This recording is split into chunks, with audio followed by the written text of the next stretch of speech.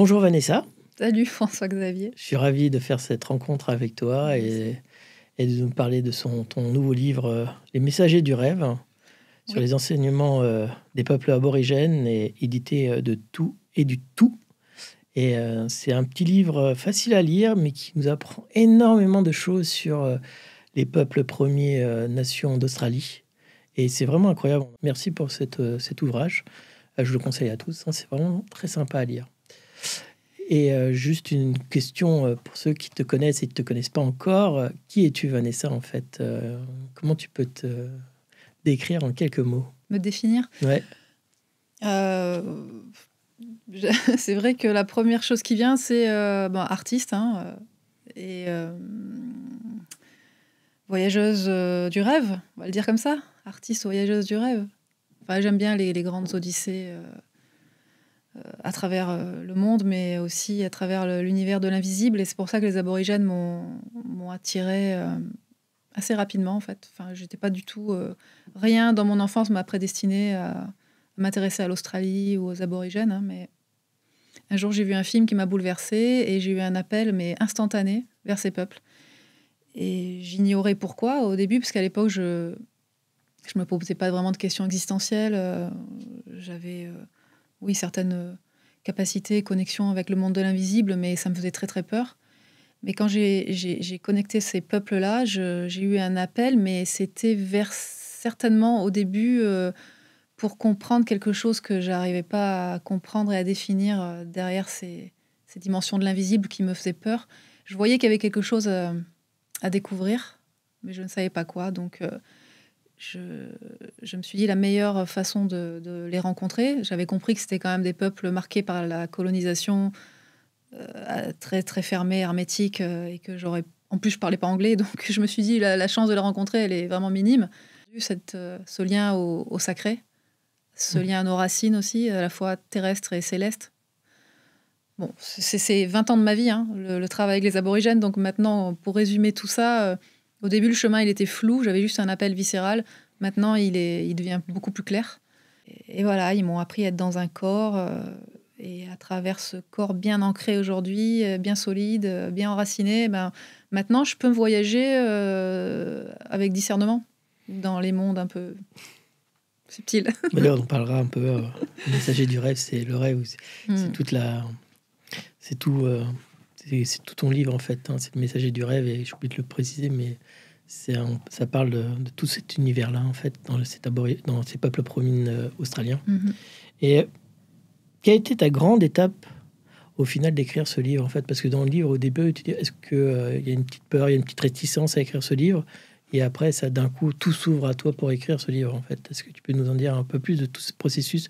Pourquoi ce deuxième livre Le premier, c'est vrai que Ma peau d'un autre monde, qui a été édité par Mama Édition en 2021, c'était un livre qui a été comme d'abord une guérison, parce qu'il fallait que je voulais raconter toute mon odyssée australienne et mes rencontres avec ces peuples incroyables. Il y avait le film que je faisais, mais moi, ce que je vivais derrière, personne n'en savait rien. Et ça me trottait depuis des années, mais incapable de poser une plume ou un stylo, une ligne sur un papier. J'avais peur. Mais j'avais pas conscience que j'avais peur. Je le sais maintenant avec le cheminement. Et je me sentais pas légitime déjà de parler d'une culture qui est pas la mienne, parce qu'on parle beaucoup d'appropriation culturelle maintenant chez les descendants aborigènes qui sont très engagés pour défendre les droits des peuples qui, eux, sont encore traditionnels. Bon, il y a ça, puis c'est des cultures tellement profondes. Comment parler de de ces cultures qui sont plus anciennes enfin, que l'humanité, enfin presque peut pas quantifier les niveaux, les degrés de compréhension de leurs histoires ancestrales, de leurs rêves, ce qu'ils appellent les rêves, les histoires qui racontent leur création. Et je me disais, mais comment moi je peux parler de ces cultures? C'est pas possible. Donc il y avait toutes ces peurs mêlées. Et puis il y avait notamment la peur de me mettre en avant. Voilà. Et le premier livre a servi à faire cette première étape d'accepter de montrer mon visage, de parler de moi, mais dans l'intimité la plus profonde. Je veux dire, j'ai tout livré là. Même des trucs où j'ai honte encore aujourd'hui. Hein. Je n'assume pas encore complètement le premier livre. Hein. Et le deuxième, par contre, là, je suis très fière, là, Les Messagers du rêve, parce que c'est le livre du moi réalisé, du moi qui assume voilà, tout le travail que j'ai et les transformations intérieures que j'ai vécues grâce aux aborigènes. Ils m'ont tout apporté, vraiment. Je dis souvent que c'est ma colonne vertébrale, les aborigènes, quoi. C'est ma structure, bam. Ils m'ont appris à être dans mes racines. Donc ce livre, c'est pas moi, c'est moi qui ai accepté de livrer des choses qui m'ont été transmises et dont j'ai l'autorisation aussi. Rien non plus d'exceptionnel. Je veux dire, des anthropologues en ont parlé. Hein. C'est pas des choses ultra secrètes. Hein. Mais voilà, j'ai l'autorisation de diffuser certaines choses. Et aussi, j'ai eu des validations, mais sur le plan spirituel. Voilà, plus que des validations, il y avait vraiment des synchronicités et le monde ancestral qui tapait à ma porte. J'ai eu des phénomènes surnaturels, sincèrement. Des trucs hallucinants qui font qu'à un moment, je me suis dit, bon, bah vas-y, allez, maintenant t'y vas. Tu t'assois et puis tu transmets ce qu'il y a à transmettre, mais c'est surtout la vibration qui passe dans ce livre qui est important, qui est la vibration du monde ancestral.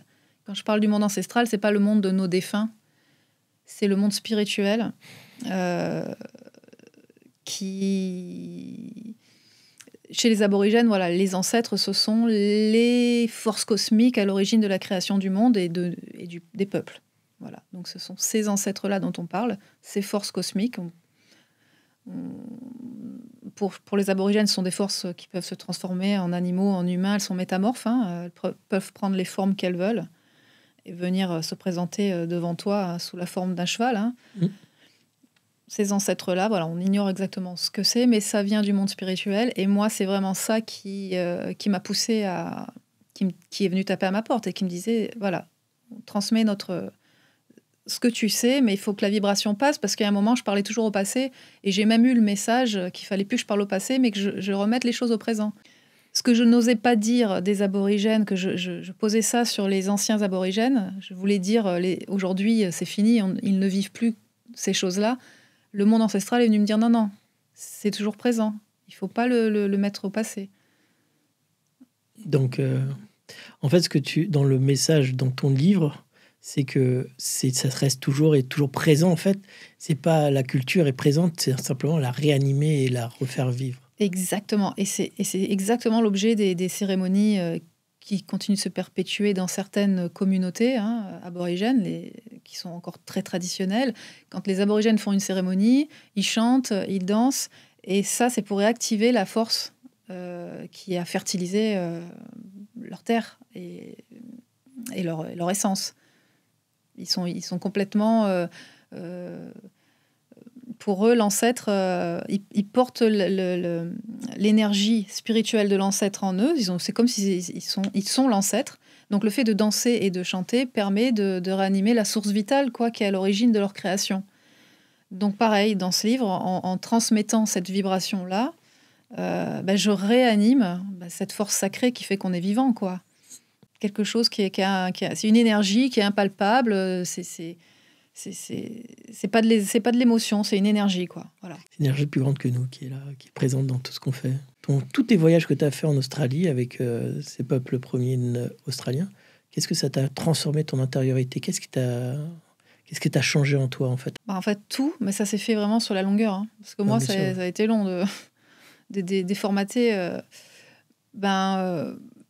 En fait, j'ai fait... Chaque fois que je faisais un film... mes films ne sont pas faits en une fois. Déjà, il y en a eu un premier, les derniers Trackers, où j'étais fascinée par les personnages des Trackers. Est-ce que tu peux nous dire ce que c'est qu'un tracker? Trackers, ce sont des hommes qui recherchent dans le bush des gens ou des gens perdus qui lisent en fait leur environnement. Et les aborigènes ont une capacité incroyable de se reconnaître dans l'espace, parce que l'Australie, c'est extrêmement grand. On peut très vite être désorienté et mourir de déshydratation. Nous, pauvres touristes, on peut vite se perdre et mourir dans le désert, alors que voilà, les aborigènes, ils connaissent, ils ont un sens inné de la géolocalisation. Ils peuvent lire à quel moment telle personne ou tel animal est passé, parce qu'il y a une trace dans le sol, où ils peuvent mesurer le degré d'humidité qui est tombé et te dire, voilà, il y a tant d'heures Par exemple, cette herbe, elle a été pliée il y a tant d'heures, par exemple, au passage de tel animal. Enfin, tu vois, c'est le caillou, hop, il a été déplacé par le mouvement de ce pied-là. Il a fait tant de centimètres à gauche. Ça veut dire que la personne avait une force motrice pour marcher. Enfin, pas avec ces mots-là, mais tu vois, ils ont ce sens, quoi. Et donc, les trackers, c'est des aborigènes qui ont été employés pendant toute l'époque coloniale par les Blancs, par la police blanche, pour trouver des gens perdus, des prisonniers en fuite aussi. Il y a des grandes histoires de prisonniers qui sont évadés, même des aborigènes. Et d'autres aborigènes, d'autres clans aidaient la police à retrouver des prisonniers, les traquer, parce que à un moment donné, les moyens des colons n'étaient pas suffisants. Donc voilà. Donc, moi, mon premier film et mon premier appel, c'était les trackers. J'étais fascinée par ce personnage capable de pister des gens comme ça et de lire l'environnement et, pendant des jours et des jours. Et on a fait un documentaire pour France 5 avec une production. Et ça, c'était mon premier contact avec l'Australie aborigène. Et là, j'ai vu les derniers trackers australiens qui sont maintenant partis. J'ai eu la chance de rencontrer ces messieurs-là. Mais la puissance, le charisme, le regard, tout... tu es face à ces personnes, tu trembles, vraiment. Mais tu trembles pas de peur. C'est que d'un coup, il y a un truc en toi qui se passe. Déjà, ça te transforme. Et donc déjà, ça, c'était une première transformation. La claque du pays. Je vivais à Paris, enfermée dans un 20 mètres carrés, avec la vue sur les buildings. Et j'arrive dans un espace monumental, une lumière qui m'écrase, des tronches d'un autre monde. J'ai eu le tournis, je me suis sentie mal, je me suis dit jamais plus je retourne là-bas, j'étais trop angoissée. C'était un premier travail alchimique, tu vois, déjà de faire ressortir toutes les angoisses que j'avais en moi. Ça, c'est le premier contact avec l'Australie. Je me suis dit, j'y retourne plus jamais. Et puis finalement, je suis retournée pendant 20 ans. Ça s'est jamais arrêté. Il y avait tout le temps un appel. Fallait que j'y retourne. Et donc, je faisais des mues. À chaque tournage, je faisais une mue. Donc voilà, je peux pas dire exactement ce que j'ai vécu comme transformation. C'est juste que ça m'a amené 20 ans après à j'étais une personnalité hyperactive, qui projetait tout le temps de faire ça, tant de tel film. Il fallait faire aboutir tous mes projets. Je veux dire, le moment présent n'existait pas. J'étais que dans le futur. Et maintenant, juste, j'arrive plus à projeter. L'idée même de réfléchir à des questions, ça me prend la tête. Je suis dans le moment présent très souvent, le plus souvent possible. Et comme les aborigènes, j'accueille le flow et je vis ce que j'ai à vivre au moment où j'ai à le vivre. Mais j'ai toujours des peurs, on va pas se mentir. Je vais pas éliminer ça. Comment ce peuple se relie-t-il alors avec leurs rêves, avec les ancêtres, avec les guérisseurs et la vie en général, en fait? Comment ils se relient leur quotidien, on va pas se mentir, est très compliqué. On va parler des peuples qui sont encore sur leurs terres traditionnelles. Parce que comme il y a eu beaucoup de métissage, il y a beaucoup de descendance aborigène. Donc il y a des aborigènes qui vivent en ville, qui sont blancs comme toi et moi, et qui doivent prouver leur aboriginalité s'ils veulent faire de la création artistique en disant qu'ils sont aborigènes, il faut qu'ils le prouvent. Tu vois. Donc on va parler de ceux qui sont encore sur leur terre traditionnelle, qui n'ont pas été déracinés, ou alors qui sont revenus après une certaine époque. Dans les années 80, il y a eu un retour sur les terres, parce que comme ils avaient été déplacés pendant la colonisation, certains sont revenus. Leurs conditions de vie sont très, très, très difficiles. Donc, partie de là, comment ils se relient les cérémonies, quand ils ont encore... ils arrivent encore à réunir des gens, ça se fait encore, mais c'est plus comme avant. C'est-à-dire, ça prend du temps pour réunir des centaines de personnes, et on ne peut plus, comme à l'époque, les garder 4 mois. Avant, c'était 4 mois de cérémonie. Maintenant, ça va durer beaucoup moins longtemps, parce que tout le monde a des impératifs, il y a toujours un accident, un enfant à l'hôpital, et dès qu'il y a une personne qui décède, tout le monde part à l'enterrement, tout le pays se déplace. Donc, voilà. Donc, il y a les cérémonies, quand elles se font, par le chant, la danse. Alors là, par contre, quand on rentre dans ces aspects-là, c'est magnifique. Des chants qui sont multimillénaires. Il y a encore des chants qui sont chantés par des anciens dans des langues qui ont disparu, mais continuent de chanter, parce qu'ils se transmettent. Alors, c'est des sections d'histoire qui les relient à leur origine. Alors, à leur rêve. Donc chaque aborigène est le gardien d'une section de l'histoire de sa création, de la création de sa terre. D'une ou plusieurs sections. Donc les sections, c'est 1, 2, 3 phrases qui se répètent en boucle. C'est pas non plus des grandes épopées. Mais certains anciens qui ont passé un certain nombre d'initiations connaissent des centaines de chants. Plus tu as des chants, plus tu es sage, plus tu as de la connaissance, plus tu es sage, plus tu es riche. Donc voilà, il y a les peintures corporelles aussi. Donc aussi, il faut avoir passé un certain nombre d'initiations pour avoir l'autorisation et la capacité de peindre les corps. Tu vas peindre ils appellent ça design, le design de ton rêve, parce que chaque histoire a sa matrice. Et c'est cette matrice qui peut être peinte suivant les cérémonies, sur les corps, à l'ocre. Et c'est la vibration de l'ancêtre. Quand tu peins la matrice sur le corps, c'est la vibration de l'ancêtre qui a fertilisé ta terre, qui fait partie de toi. Voilà, qui porte la vibration spirituelle. C'est en fait, aussi, tu pourras nous éclairer un peu plus, mais c'est pas comme nous, on voit l'ancêtre de la famille, c'est l'ancêtre qui est au-delà de tout, en fait. Ouais, c'est l'ancêtre totémique. Je vais endormir tout le monde, je sais, si je parle de ça à chaque fois que je... Mais là, je sais que c'est très intéressant, mais je sais que je vois les gens bâiller quand je parle de ça. Mais c'est parce que c'est complexe, en fait. J'essaye de simplifier. Mais... Parce qu'on d'un coup, on entend ancêtre, on pense aux armoiries, tout ça. Voilà. Non, mais c'est pas du tout ça. C'est vraiment, il faut imaginer que c'est quelque chose qui est au-delà de nous et que c'est une descente d'énergie et qui représente cette énergie sur le corps, en fait. C'est bien ça que j'ai un peu compris en lisant le livre. Il y a plusieurs types de totems, mais disons, voilà, on a une nation aborigène. Parce qu'il faut imaginer l'Australie, c'est plus grand que l'Europe. Elle était recouverte de nations aborigènes. C'est pas un peuple. Les aborigènes, on estime entre 400 et 700 peuples qui partagent cette même cosmogonie du temps du rêve. Mais ils n'ont pas les mêmes langues. Donc imaginez 400 groupes aborigènes qui n'ont pas les mêmes langues, qui partagent cette cosmogonie. Et qui n'ont pas les mêmes lois, parce qu'ils n'ont pas les mêmes ancêtres. Bon, déjà. Donc imaginez un groupe aborigène au milieu de l'Australie. Lui, son totem principal, c'est l'ancêtre émeu. Je prends toujours cet exemple parce que c'est un ancêtre très très commun. C'est une force cosmique qui vient d'un espace du ciel, la Voie lactée. L'émeu, la force cosmique qui vient de la Voie lactée, il a voyagé, par exemple, du nord au sud, comme ça, de l'Australie. Toute cette route sur laquelle il a voyagé, tous les peuples, il a créé les hommes, il a créé le paysage, il a créé les montagnes, sur tout cet itinéraire.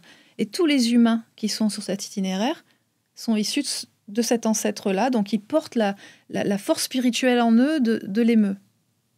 Alors l'émeu, c'est aussi un animal en Australie.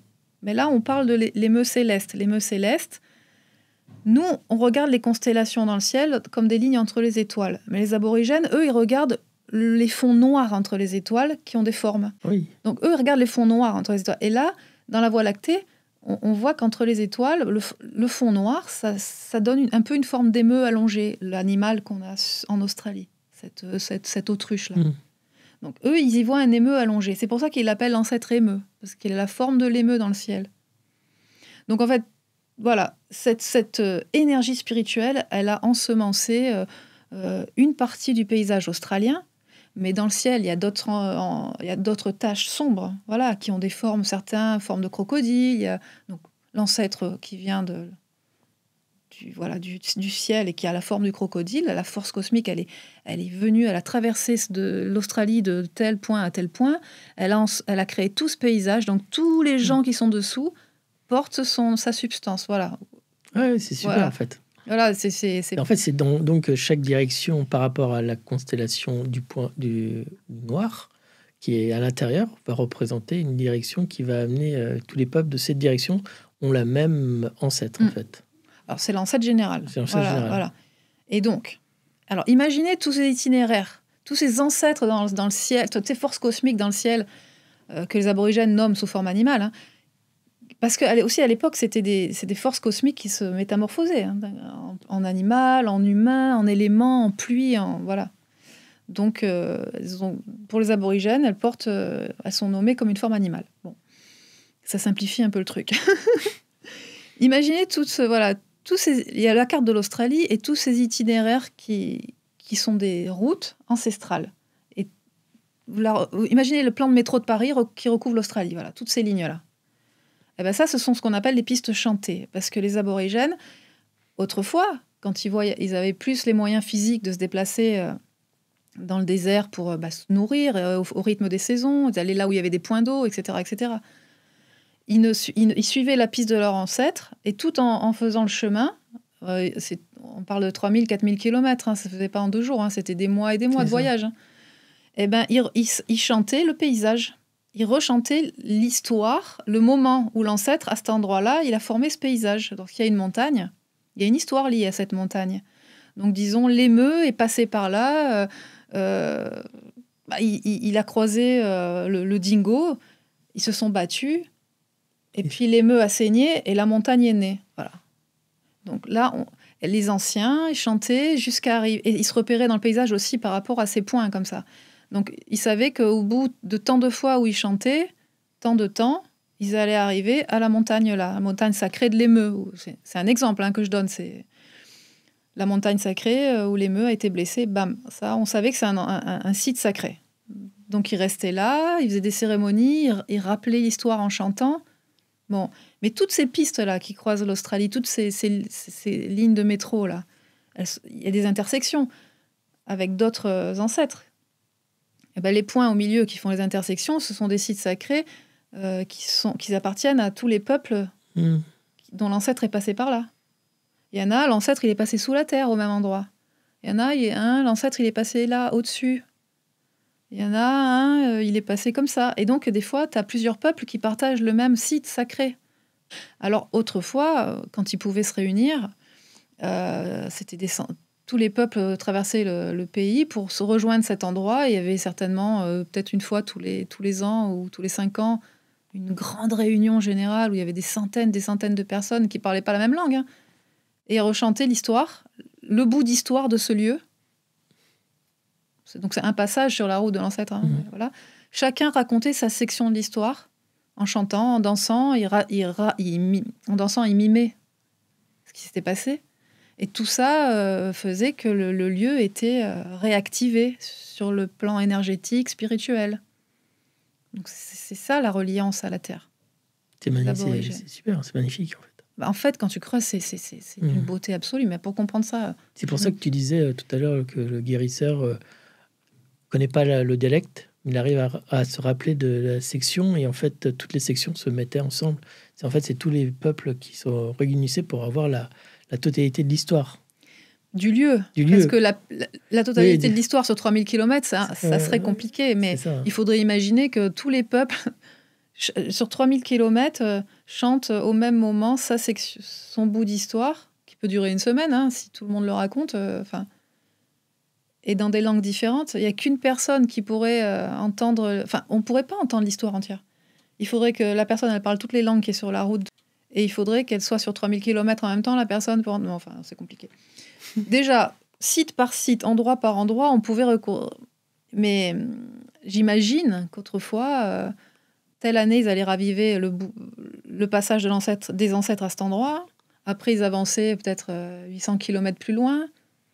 Bon, voilà, maintenant, s'ils n'ont pas les 4x4, l'argent pour l'essence, va raviver un site qui a 1000 km. Et ça, par contre, c'est pour les anciens, c'est une souffrance absolue de pas pouvoir... Quand un site n'a pas été ravivé depuis 30 ans ou 40 ans, il y a des moments comme ça où... Moi, j'ai vu des vidéos, je n'ai pas assisté à ça, mais maintenant, il y a les compagnies minières qui viennent détruire des sites sacrés pour exploiter des minerais sur les terres aborigènes.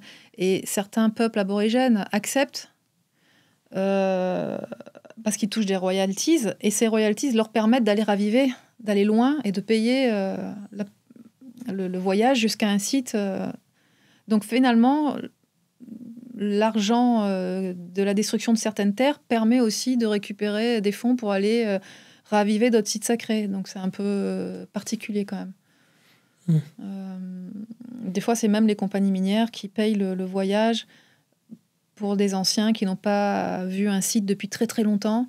Et ça, par contre, c'est vrai que c'est émouvant. Hein. Quand tu vois des anciens qui revoient leur pays, qui pleurent, tu vois, c'est des émotions incroyables. Vraiment, c'est... Ouais. Donc, les Aborigènes sont extrêmement liés à la terre. D'ailleurs, leur mission de vie, c'est quand ils arrivent sur Terre, je ne vais pas raconter le nombre de responsabilités qu'ils ont, mais en fait, on leur remet quand même, à travers leur nom de famille, à travers leur totem personnel, le totem de la nation, chacun est gardien d'un certain nombre de connaissances qu'il va accumuler au fur et à mesure des initiations. Et il va en être le gardien absolu jusqu'à la fin de ses jours. Et il va devoir préserver ses connaissances, préserver la terre. Mais ça veut dire aussi parler aux esprits, faire du bien aux esprits de la terre, rentrer sur un territoire d'une certaine manière, pas d'une autre. Ils sont vraiment responsables du vivant autour d'eux, de leur lieu de naissance. Et pour un aborigène, se défaire de ses fonctions, c'est impossible. Si tu fais ça, tu meurs. Vraiment, pour eux, c'est quelque chose de vital. Ils sont venus sur Terre pour préserver et continuer d'alimenter, de nourrir, de fertiliser ce lieu qui leur a donné vie, et ces ancêtres-là. Voilà l'importance pour eux de continuer à perpétuer cette vie-là. Et en fait, pour eux, c'est une question de vie ou de mort. Tu vois ce que je veux dire ? Ouais. Nous, voilà, si demain on désacralise notre terre ou notre cour, on va bien dormir. Eux, s'ils désacralisent leur lieu de naissance, sur le plan spirituel, ils en meurent, quoi. Ils déclenchent des maladies, tu vois, ils disparaissent. D'accord. C'est profond. C'est vécu à un niveau de... Est-ce que les jeunes de maintenant, ils sont aussi autant sensibilisés à cette cosmologie et cette importance de cette descendance ou pas ? En fait, il y a tellement de niveaux dans la société. Les aborigènes, ils sont à tellement de niveaux de la société que ça dépend où on se place. Si on se place... parce qu'il y a eu beaucoup d'enfants volés aussi. Tu vois, il y a des descendants de générations d'enfants enlevés qui sont complètement assimilés et qui souffrent de ne pas plus être connectés à leur culture d'origine, d'avoir perdu leur langue, d'avoir perdu leur lien à la terre. Donc, ceux-là, souvent, sont des activistes, des artistes très engagés, justement, pour protéger les terres aborigènes. Donc, eux, il y a une conscience de récupérer les savoirs. Alors, c'est compliqué, parce qu'ils ne peuvent plus aller en cérémonie. Ils font ça autrement. Si on est dans les communautés, par exemple... En 2019, je suis allée dans une communauté du désert de Tanamai, mais vraiment fin fond du désert. J'ai jamais vu un truc comme ça. T'arrives là et t'es vraiment dans l'Australie profonde. J'ai vu des anciennes qui ont 80 ans qui chantent, comme je te dis, dans des langues qui n'existent plus. Elles s'en rappellent par contre. Elles savent ce que ça veut dire. Mais les jeunes, elles ont perdu le lien avec ces anciens-là, ces anciennes. Elles ont honte d'aller danser dans le désert. Elles ont honte de se mettre nues parce qu'elles ont Netflix à la télé, quoi. Elles ont Netflix même dans le désert. Elles voient les films américains, les rappeurs, les rappeuses. Elles voient un eau futur dans leur communauté. Elles sont désespérées. Elles sont entre deux mondes. Donc, il y a plusieurs cas de figure. Il y a ces endroits-là où il y a une rupture totale. La jeunesse assimilée qui, elle, veut prendre les outils des Blancs pour défendre les droits des aborigènes et récupérer une forme de culture. Il y a même des métis qui vont contacter des anciens dans le désert pour se faire initier à l'ancienne, traditionnellement. D'ailleurs, j'ai fait un film sur ça, sur les initiations d'hommes. Le seul jeune qui est venu, c'est un métis. Donc, qui vit en ville, hein, mais qui est quand même très aborigène, hein, quand même. Il a une famille, des familles... En fait, c'est des grandes familles élargies, hein, donc il a des connexions dans le désert et tout, hein. Voilà, il y a des associations aussi, à des niveaux locaux, qui créent des applications pour les jeunes, pour essayer de les reconnecter à cette cosmogonie, mais par le biais de la technologie. Tu vois, alors ils ont des jeux où voilà, il y a des sites sacrés, là, avec l'histoire, ils cliquent, ils ont l'histoire, ils ont le chant. Mais sincèrement, c'est super projet, hein. Mais les jeunes, ils vont le faire 5 minutes, et puis voilà, ils vont passer à autre chose, quoi. Mais voilà, il existe plein de choses qui sont faites pour reconnecter les jeunes à leur culture. Tiens. Mais je pense pas qu'on revienne à ce que c'était autrefois. C'est un autre monde aujourd'hui. On recrée quelque chose. Mais en même temps, les aborigènes sont des peuples qui sont dans la réactualisation permanente. C'est pas... Voilà, il y a un truc important qu'il faut que je dise, c'est qu'il y a une vision très occidentale de penser que ils sont... Leur culture, elle est figée, quoi. Elle est figée dans le temps. Mais pas du tout, en fait. Parce que même dans les histoires du temps du rêve, moi, j'ai rencontré des peuples aborigènes qui m'ont dit « Mais nous, Jésus, il fait partie du temps du rêve, en fait. » Tu vois, donc ça veut dire qu'ils intègrent aussi des choses nouvelles qui arrivent. Et c'est tout ce qui existe, tout ce qui est visible, en fait, c'est rêvé par les ancêtres dans le temps du rêve, en permanence. Et ça se réactualise. C'est pas un temps avant le temps du rêve, c'est un temps tout le temps qui continue et qui n'est pas terminé. Donc les ancêtres continuent de rêver notre monde. Donc forcément, notre monde, il est toujours en train de se réactualiser. Et les aborigènes, ils n'ont aucun problème avec ça, en fait. C'est pas... Il y a des chants anciens qui se transmettent. Oui, les histoires, comme elles étaient autrefois, je pense qu'elles sont très codifiées. Et je pense pas que certains chants se transforment, surtout dans les langues qui ont disparu. On les change plus. Mais par contre, il y a des nouveaux chants, il y a des nouvelles choses qui arrivent. C'est pas une histoire et puis c'est tout. C'est des histoires qui arrivent, qui naissent, qui meurent, qui reviennent, qui sont réactualisées avec le monde aborigène d'aujourd'hui qui est très, très, très riche. Parce qu'être aborigène, c'est une vraie question là-bas en Australie aujourd'hui. Qu'est-ce que c'est être aborigène? Quand tu es blanc, que tu vis en ville... que tu as un nom anglais, alors que tu sais qu'au fond de toi, tu le sens que tu es aborigène. Tu le sais que tu as 4 générations avant, ta mère, ton arrière-grand-mère, elle a été enlevée et que tu es aborigène. Donc voilà, tu es aborigène pas parce que tu as une couleur. Ou... Ils ont une maxime là-bas qui dit c'est pas parce que tu mets du lait dans du thé que ça n'en est pas moins du thé. Tu vois, tu peux rajouter du lait, tu seras toujours du thé. Ça sera toujours du thé. Donc c'est pareil chez eux. Ils disent moi, je suis aborigène. Même si je suis blanc avec les yeux bleus, je suis aborigène. Et c'est ça, être aborigène aujourd'hui. C'est peu importe si tu as des champs qui ont 80 000 ans ou si tu es en train de créer une nouvelle application pour aider les jeunes de communauté justement à se reconnecter à leurs rêves, même si c'est pas le tien. Ça. Mais c'est aussi ça, le futur, en final. C'est ce mélange. Ouais. Parce que comme ça permettra aussi de renouveler et de retrouver ses rites et ses rituels.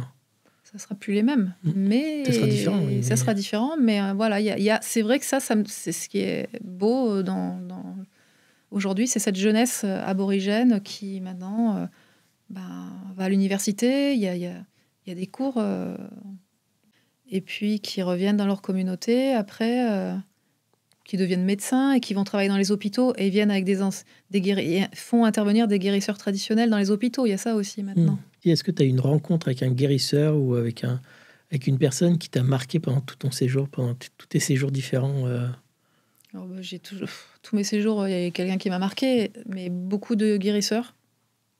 Tu as une expérience aussi oui, plein. Bah ouais, plein. En fait,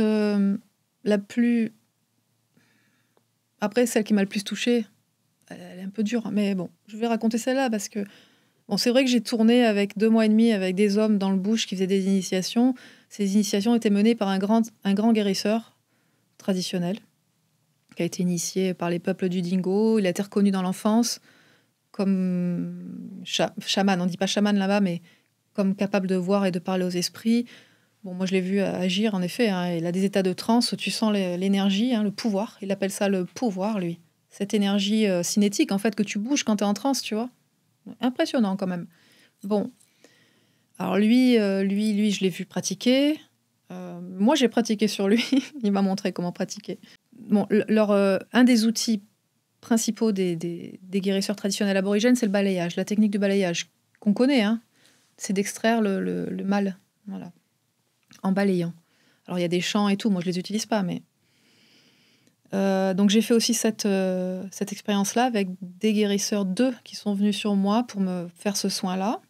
Bon, jusque-là, rien d'extraordinaire, mais c'était quand même intéressant parce qu'ils lisaient mon aura, donc ils voyaient là où j'avais des trous énergétiques et ils ne sont pas plantés du tout. L'expérience la plus incroyable, c'est moi, à l'époque, pendant des années, j'étais obsédée par avoir un enfant parce que j'ai pas d'enfant. J'ai eu ma phase d'obsession et ça venait jamais. Et je suis retrouvée ma tante aborigène. Quand je dis ma tante aborigène, c'est une aborigène que j'ai filmée et que j'ai revue pendant des années et qui m'a donné le statut de sa nièce. Voilà. Elle m'a donné un nom et je suis sa nièce. Et je l'ai retrouvée en 2019 et je lui ai demandé si elle voulait pas faire un soin de fertilité sur moi. Et elle m'a dit bien sûr, c'est une de mes spécialités. On a un site sacré dédié pour les femmes pour ça. Je t'y emmène ce soir. Elle a récolté les plantes et tout. Elle m'a fait une cérémonie de fumigation. Elle a fait l'appel aux esprits. Elle a prévenu les esprits de la terre qu'elle était là, ce qu'elle allait faire, qui j'étais, pourquoi elle le faisait et tout. Elle a prévenu tout le monde. En langue et tout, traditionnel. Vraiment, je l'ai filmé, ça. Voilà, tout s'est bien passé. Elle me dit que quand le feu crépite, c'est que ça va marcher, etc. Les esprits répondent. Elle m'a dit qu'il y avait aussi une ancienne qui avait beaucoup de pouvoir, qui allait chanter un chant de loin pour moi, pour que ça marche. Bon, en gros, elle me dit, tu rentres chez toi, t'es enceinte. Je suis pas tombée enceinte. Par contre, au niveau chamanique, je peux te dire que ça a dépoté sur la... C'était dur quand même, hein. Alors, il y a des gens qui disent... Ça a dû nettoyer pas mal de choses. Oh là là. Mais à un moment, j'ai dû dire, je veux arrêter de nettoyer la lignée, en fait. Je l'ai perçu comme ça, ça s'arrêtait plus. Et des gens me disent, ça s'est mal passé, elle était pas... Je sais pas, je m'en fiche, c'était mon chemin. Voilà. Mais en tout cas, des hémorragies, mais truc de fou. Un œuf noir dans le frigo. J'ai jamais eu ça de ma vie. J'ai l'idée d'aller me faire une crêpe parce que je perds trop de sang, donc je vais me faire une crêpe. J'ai l'idée, tu vois. Il me reste un œuf, merde, alors je peux pas me faire une crêpe. Bon, bah tant pis, j'en fais avec un œuf. Je le craque, il est noir. Enfin, il y a eu plein de trucs comme ça assez lourds. Oui, c'est ça que j'ai pas raconté, tu vois. J'ai évité le truc le plus dramatique. En fait, je rentre et je venais d'adopter un chien. Un bébé chien, elle avait 6-7 mois, un chien noir. Et ce chien, bon voilà, je le confiais à mon copain de l'époque, il a un accident, il se fait renverser par une voiture. Au moment où je rentre d'Australie, après le soin, quoi. Bon, ça m'a bien traumatisée. Moi, j'avais prévu, sans le faire exprès, une séance d'hypnose par une femme formée par un médecin, un guérisseur aborigène, une technique traditionnelle d'hypnose. Elle a été formée en Australie et elle faisait ça à Paris. Et j'avais prévu, avant tout ce qui s'est passé là, j'avais déjà prévu la séance pour essayer. Et elle est arrivée juste après le drame, la séance. Elle était calée après le drame. Donc pour te dire, des mois avant ce qui s'est passé, j'avais prévu la séance qui est arrivée au moment. Voilà. Donc j'arrive dans un état lamentable, en pleurs parce que j'avais perdu mon chien. Et en fait, on fait tout un travail. Et c'était le 3e chien que je perdais dans les mêmes circonstances, hein. Donc c'était un schéma répétitif. Et on remonte à une mémoire, effectivement, d'enfant qui avait eu cet accident de voiture, nanana. Moi, j'avais pas eu d'enfant parce que les chiens remplaçaient un peu parce que j'avais peur de reproduire le drame quelque part inconsciemment. Et donc, j'avais des chiens, mais ils vivaient toujours le même truc. Tu vois, en fait, elle m'a fait sortir ça. Ce soin m'a fait sortir cette mémoire. C'était intense, hein. Et dans le cheminement du truc, un jour, après la séance d'hypnose, elle me dit, attention, parce qu'après ces séances, c'est dur... Chez les aborigènes, on pense que quand un animal ou quelque chose est mort à cause de toi, il peut revenir te parasiter, il peut continuer sa vie en toi. Elle m'a dit, le chien risque de revenir te posséder, donc voilà, bon, fais attention, tu vas t'en sortir. Voilà, ça n'a pas loupé, hein, vraiment, hein. Le chien, il m'a possédé, bon, j'ai fait des rituels, je lui ai dit de partir, bon, j'ai réussi à le libérer. Et après la libération, j'ouvre... par hasard encore, ou l'idée, si j'ouvrais un livre anthropologique pour aller un peu plus loin sur des choses que je connais pas, sur les aborigènes. J'ouvre le livre, je tombe sur le chapitre « Le chien noir ». Je cite, c'est un livre de Barbara Glowacki, qui est une très grande anthropologue. Et là, il est décrit que quand on perd un chien noir, chez les aborigènes, c'est un karma qui se libère. Bon voilà, j'irai pas plus loin, ça fait un peu long comme histoire. Mais de toute façon, tu en parles aussi dans ton livre, je crois. Mais voilà, enfin... C'était le premier livre. Tu vois, pour te dire, j'ai déposé des trucs quand même. Très personnel. Ouais, et en même temps, c'est pour montrer à quel point les énergies, le travail énergétique et le travail initiatique, bon, il peut être intense des fois, mais voilà, ça marche. Oui, Ça marche. c'est jamais anodin. Hein.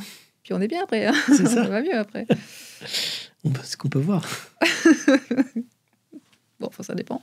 Vous voyez pas tout, là? Non, si, ça va. Non, bah, depuis ça, c'était quand même le gros morceau. Mais pour te dire qu'un petit soin, tiens, on va faire un petit rituel de fertilité sur une terre aborigène. C'est jamais anodin, ça, je dis, je reviens. Mais... Ah, il y a un moment, tu fais attention à ce que tu demandes après, tu vois. Il y a tout, là, il y a vraiment les ancêtres, tous les ancêtres qui, en plus, c'était un lieu sacré, donc en plus, c'était chargé. Ah ouais. Donc, ouais, mais moi, j'ai une forme d'inconscience quand même. Je me rends pas à quel compte, je le sais intellectuellement, mais je me rends pas compte à quel point le nombre de rituels qu'il y a eu sur cette terre depuis des millénaires.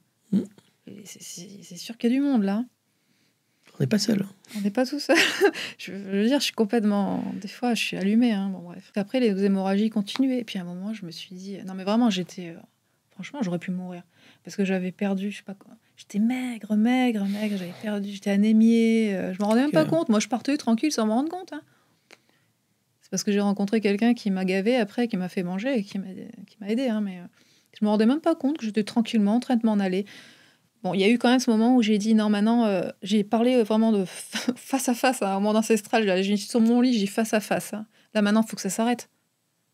En fait, j'ai pas envie de libérer tout le passé. J'ai verbalisé. Et ça a été un tournant dans ma vie aussi, parce que moi, j'ai du mal à verbaliser quand même. Ça met des années avant que ça sorte. Et donc là, c'est sorti. Et après, j'ai plus jamais eu de problème. Voilà, ça s'est arrêté. Et puis alors, je cherche même plus, je demande plus rien. Hein. Que des choses douces. Alors, dans ton livre, tu parles aussi d'âme, de cycle et de mémoire. Comment les aborigènes voient l'âme ou comment ils matérialisent ça en fait? S'ils parlent de comme nous dans l'Occident, on parle de l'âme, on parle. Est-ce qu'ils ont une distinction aussi claire et précise que ce que c'est que l'âme pour eux en fait? Ben, en fait, oui. Alors, pareil, il y a les aborigènes assimilés qui vont avoir une facilité à en parler un peu comme nous. Hein, mais traditionnellement, en fait, déjà, nous, ce qu'ils disent, c'est qu'on a perdu la capacité de faire partir l'âme de la bonne manière quand on a un défunt. Parce qu'on n'a plus de chaman comme eux qui fait ce travail-là. Parce que les guérisseurs, là-bas, font aussi le travail et là, pendant les enterrements, pour que l'âme, elle parte dans les bonnes dimensions. Et l'âme, pour eux, il y a 3 parties, en fait. Il y a la partie, c'est ça qui est fantastique, que j'adore. En fait, elle est composée de, on va dire, 3 substances.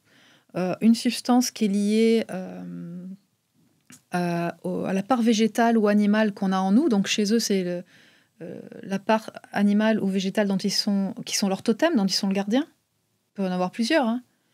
Et ce qui veut dire que nous aussi, quelque part, on est gardien d'une part végétale et animale, et on la porte en nous, parce qu'il n'y a pas que les aborigènes, forcément. Moi, ça m'a fait poser question. Je me suis dit, mais si eux, ils libèrent ils renvoient à la mort, ils renvoient la part végétale et animale dans sa dimension, hein, la dimension du monde certainement élémentaire, hein, on va dire. Ça veut dire que nous aussi, on en a une. Voilà, bon. Moi, je me suis demandé, c'était quoi ma part totémique animale et qu'est-ce que j'ai en moi. Bon, après, j'ai eu des réponses. Hein. Mais voilà, ça aussi, ça a permis de faire un point sur moi, au niveau énergétique, qui je suis aussi. Ensuite, quand le guérisseur libère l'âme, il libère cette part, il la renvoie avec des chants, avec un protocole à lui, hein, dans sa dimension, pour qu'elle parte au bon endroit, qu'elle ne soit pas là à traîner sur la terre comme une âme en peine. Il y a la partie divine qui repart directement à la lumière, là où il y a le monde des ancêtres dont je parlais tout à l'heure, des forces cosmiques qui sont à l'origine du monde, qui rêvent le monde et qui continuent de le rêver. Donc on va dire que c'est la dimension de Dieu pour nous, la dimension divine, là où il y a le plus... où sont les archétypes, quoi. Et il y a la part qui est attachée au matériel, à la dimension humaine. Donc tout ce qui relie l'humain à ses attachements, son ego, etc. Et s'il n'y a pas le guérisseur qui fait ce travail-là, et ben en fait, c'est cette part-là qui vient nous hanter. C'est celles qui sont pas. Et c'est pour ça que nous, certains disent qu'il n'y en a plus. Bon, bref, il y a beaucoup de théories sur ça. Moi, j'en sais rien. C'est vrai que je me fais plus parasiter comme avant, mais normalement, voilà, si on libère pas cette partie, cette matière énergétique qui est liée aux attachements, si on la met, on renvoie pas dans sa dimension, là où elle est censée aller, elle reste sur Terre, elle reste collée. Et en fait, elle s'amalgame, quoi. Et au bout d'un moment, il y en a tellement qu'on est pollué. Et donc, certains aborigènes disent, ou j'ai entendu dire, que cette pollution qui est amalgamée, de ce qui n'a pas été libéré de l'humain, en fait, c'est aussi ça qui crée de la pollution sur la Terre. Ça crée de la pollution psychique, donc forcément, ça va créer de la pollution écologique. Donc, tout est lié. Donc là, ça fait réfléchir. Tout à fait. Mais ce que j'apprécie dans ce que tu racontes, c'est que j'avais jamais pris conscience comme quoi on a bien une part végétale, et si le fait de l'envoyer dans la partie végétale, dans l'au-delà, il y a une cohérence en fait dans tout, quoi. Et c'est intéressant comme vision et de visualisation, parce qu'on n'est pas juste d'accord, on fait partie du tout. Exactement. Et c'est un petit bout de là, un petit bout de là, parce que on constitue en un, en fait. C'est des dimensions. Alors après, je sais pas si où ça se trouve. Oui, bien sûr. Mais voilà, après, c'est tout dans l'énergétique. Et du coup, il y a ces 3 degrés de dimension avec pour les aborigènes. Il y a le monde humain, il y a le monde divin, et puis il y a le monde visible, quoi, les astres, les animaux, les éléments. Voilà, il y a ces trois univers qui cohabitent, et dans les cérémonies, on travaille avec les 3. Et pas que dans les cérémonies, même dans leur organisation familiale. C'est-à-dire, je vais pas parler de ça, parce que là, là, je sais plus qu'endormir les gens.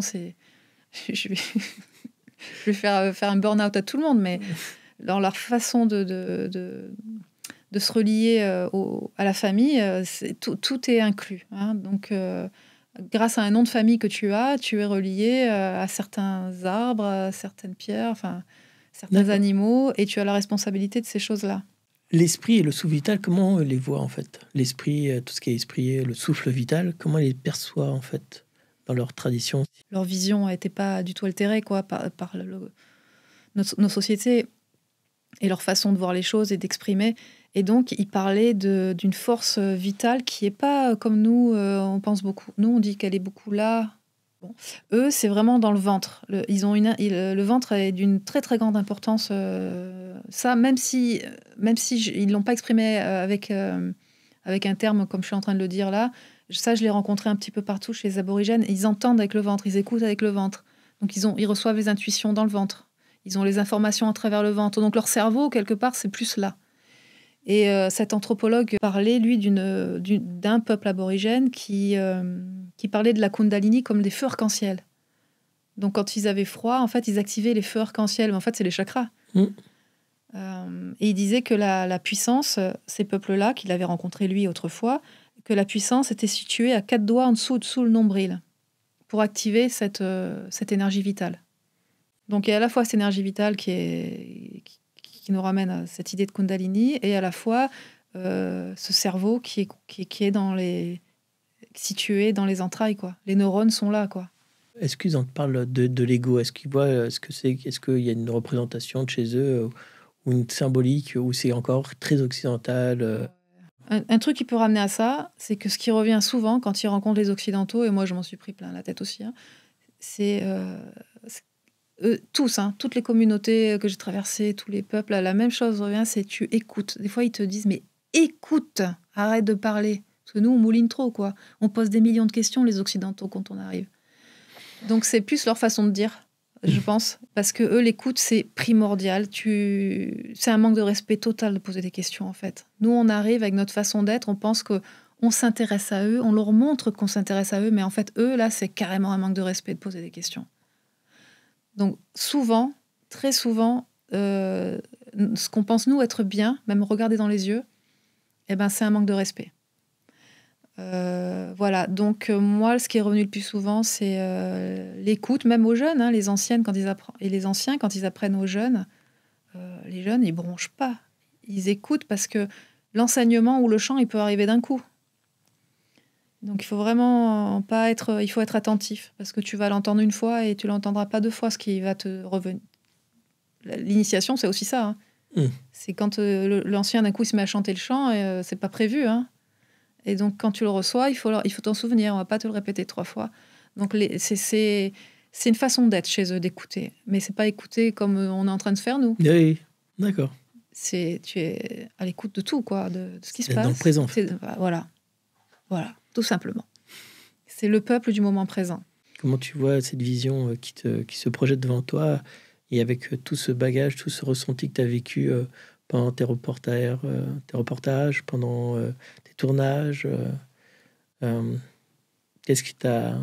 Voilà, c'est quoi le recul maintenant et comment tu te projettes dans le futur avec tout ça? Ben maintenant, je comprends vraiment que j'étais poussée, mais maintenant, j'ai plus de doute du tout.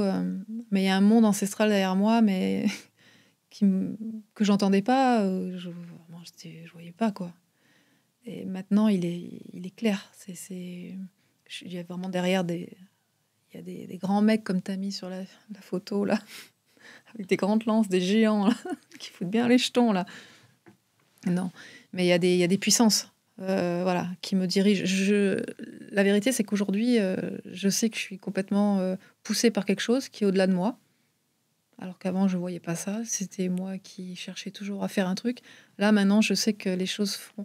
J'aurai l'impulsion quand il faudra faire un truc, à quel moment. Et en fait, moi, ça m'a apporté un bien-être total parce que de plus être dans le mental, de plus être dans la projection, la peur de ne pas réussir à faire quelque chose, ça a changé toute ma vie, au final. Je trouve un équilibre en moi parce que je sais que je suis le flow. Et en suivant le flow et ce que les ancêtres ou là où les ancêtres m'orientent, ben, je sais que c'est le chemin.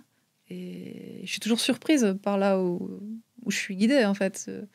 Je me dis, mais c'est pas possible. J'aurais jamais pu prévoir ça, de toute façon, quoi qu'il arrive. Déjà, avec les aborigènes de base, mes films, quand j'y allais, je prévoyais... Parce qu'il faut obtenir des séquences et des images, hein. Et tu sais qu'avec les aborigènes, c'est pas... Tu vas te faire, lâcher, tu obtiendras jamais ce que tu veux. Donc moi, je prévoyais 10 plans. Allez, si je rate cette séquence, je la remplace par celle-là. Si je rate celle-là, je la remplace par des séquences équivalentes. Je trouvais plein d'équivalences pour essayer de... Jamais j'ai fait le film que je voulais. Jamais. Et c'est ça, à chaque fois, c'était des leçons incroyables de lâcher prise. Au final, quand le film apparaissait tout le temps, mais c'est jamais moi qui l'avais mené, c'était toujours les aborigènes. Et je me suis dit, c'est ça la plus grande des leçons. C'est qu'à un moment, arrête de réfléchir, arrête de te faire des plans. De toute façon, il y aura un résultat et il sera celui qui doit être. Et maintenant, je vis pratiquement que comme ça. Hein. Mais j'ai beaucoup moins de stress. Hein. Il y en a toujours. Mais avant, j'étais au maximum du stress. Maintenant, je suis au minimum. Enfin, minimum. Allez, on va dire moyen. Ça dépend des périodes. Mais voilà, c'est beaucoup plus... Puis la vie est plus surprenante. Et puis, on se laisse... Je retrouvais mon âme d'enfant aussi. Parce que du coup, je me laisse surprendre par des situations que j'aurais jamais pensé vivre. Et du coup, je me dis, c'est génial de pouvoir encore être surprise comme ça, comme une enfant, et regarder le chemin et se dire, dis donc. Tu peux nous raconter une anecdote sur sur ce lâcher-prise que tu as eu à un moment donné pendant le tournage? Je sais pas si j'en ai réellement réussi à en avoir pendant le tournage, mais je crois que le truc qui m'a fait le plus mal, c'est lâcher l'argent, quoi. Tu vois? Parce que j'avais très peu d'argent pour faire mes films. Et les aborigènes, ils s'en foutent complètement du matériel. Donc, à chaque fois, je dépensais plus que ce que j'avais. Je veux dire, avec les aborigènes, je ratais mes avions. Des fois, je payais 2 billets. Vraiment, lâcher la peur de perdre. C'est pas l'argent, c'est la peur de perdre ou de pas avoir assez. Et ça, à un moment, ouais, je l'ai lâché. Et là, ça fait du bien. En fait, c'est toujours des peurs, quoi. Donc, c'était plus ça qui m'énervait. J'ai pas de sous. Puis finalement, tu râles encore. Tu vas encore payer encore plus cher. Tu vois, parce que les situations faisaient qu'à un moment donné, fallait toujours... parce que je payais de ma poche, moi, en plus. Hein. Donc, voilà. Non, j'ai pas... Là, comme ça, Le plus gros lâcher-prise. Ou pas lâcher prise, mais une anecdote que où d'un coup t'arrives, il y a personne. Ah oui, bah oui, ça, oui, ouais. Ça m'est arrivé. Parce qu'il y avait un enterrement. Et voilà, pareil, moi je suis là, je vois ma petite interview à telle heure. Et là, t'es t'es le fin fond du désert, au milieu de l'Australie. Et les aborigènes, c'est vraiment des très, très traditionnels. C'est les dernières communautés les plus traditionnelles d'Australie, hein, vraiment. Et ma tante aborigène, elle me donne rendez-vous, mais 10 fois. Puis à chaque fois, j'y crois, mais à chaque fois qu'il y a personne, quoi. Bon, ben, un jour, le plus surprenant, c'est ça, c'est que la ville était vide, voilà, c'est ça. C'est que c'était le premier tournage avec ma copine, là. Et je vais à mon premier rendez-vous, interview et tout, je suis à l'heure. Et puis j'arrive dans une ville qui était pleine la veille, hein, mais pleine, mais d'une foule. En fait, c'est une bourgade au milieu de l'Australie. Il y a une route qui traverse l'Australie du nord au sud. Et au milieu, tu as cette petite bourgade là, avec sur le bord de la route, là où s'arrêtent les mineurs. Et pour se déshydrater, il y a des bars, quoi. Tu vois, des petits motels, des bars, et puis c'est tout. Et là, le soir, c'est fou, c'est noir de monde. Et donc, le lendemain, j'arrive, et puis la ville est vide. Mais je veux dire, comme dans les westerns, tu vois, avec c'est l'herbe qui roule, là, qui traverse. Rien. Et là, je comprends rien. Et puis, c'est le gars du motel qui nous dit, mais ils sont tous partis à un enterrement, là, ils vont pas revenir. Il n'y a plus personne, quoi. Je me suis fait planter, bref. J'ai pas eu mon interview. Bon, voilà, c'est des trucs comme ça. Ouais, mais ça prend à lâcher prise, là. Ouais. Puis, ouais. Enfin, le temps. Non. Une fois, j'ai attendu 15 jours, une interview de 15 minutes. Ça c'était dur, hein, ouais. Il y a eu des moments durs. C'est quelqu'un qui fuyait tout le temps, un aborigène, parce que l'histoire était tendue quand même. C'était une histoire de déchets nucléaires. C'est des familles prises dans un truc politique très dur, très violent. Enfin, il y avait 12 millions de dollars dans l'histoire, et il y avait une famille qui avait pris l'argent. Enfin bref. Et moi, je voulais interviewer le mec dont la famille a pris l'argent. Mais voilà, toujours en toute naïveté, inconscience, moi, toujours avec... Mais oui, moi, je vais faire mon interview. Bon, là, l'occidental, quoi, qui arrive. Et le mec, à chaque fois que je m'asseyais à côté de lui, il s'en allait. Et j'avais un copain à lui qui me disait si, il le faut pour ton film, lui, il le faut, je te jure, il te le faut, vas-y, va le voir. Et à chaque fois, le gars, il me poussait. Alors, je retournais m'asseoir à côté de lui, et il partait, il me l'a fait, ça, pendant 5 jours. On était sur un événement commun. Manque de bol pour lui, et il partait dans le même avion que moi, à la même heure, pour une Darwin. Et là, je lui ai donné mon numéro, il m'a dit, t'es vraiment un insecte, toi. Bref, il m'a donné une interview de 15 minutes, top. 15 jours, j'ai mis. T'as un message en final pour Supraconscience, pour les auditeurs de Supraconscience. Qu'est-ce que ça... Quel est le message? C'est toujours le même, moi. Depuis des années, je dis le même message. C'est pour moi, c'est ma référence, c'est ma façon de vivre. C'est de croire en ses rêves, mais pas juste ses idéaux, mais de croire au monde du rêve.